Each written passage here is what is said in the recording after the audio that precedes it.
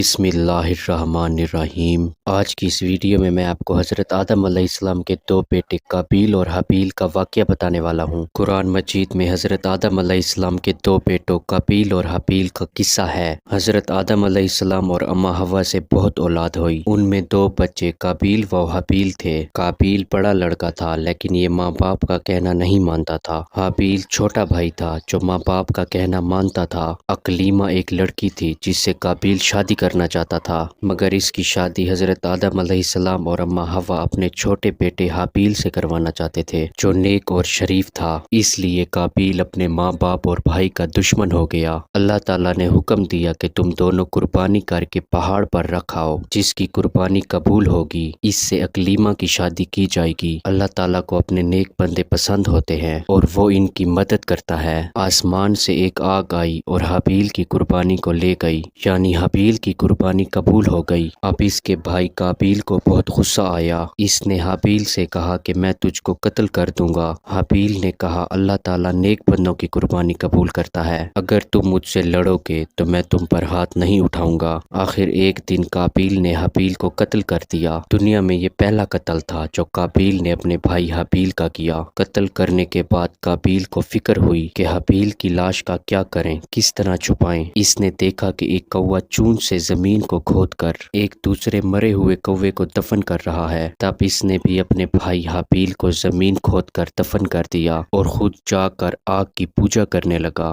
حضرت آدم علیہ السلام اور اماں حوا کو بہت رنج ہوا۔ قابیل اور حابیل دونوں بھائیوں کے جھگڑے سے ہمیں سبق لینا چاہیے۔ ہمارا حقیقی بھائی یا مسلمان بھائی اگر ہم پر زیادتی کرے تو بہتر یہ ہے کہ ہم صبر کریں اور اپنے بھائی پر ہاتھ نہ اٹھائیں۔ قابیل نے اپنے بھائی کو قتل کیا۔ قیامت تک لوگ اس پر لعنت کرتے رہیں گے اور آخرت میں اللہ کے عذاب کا مستحق ہوا۔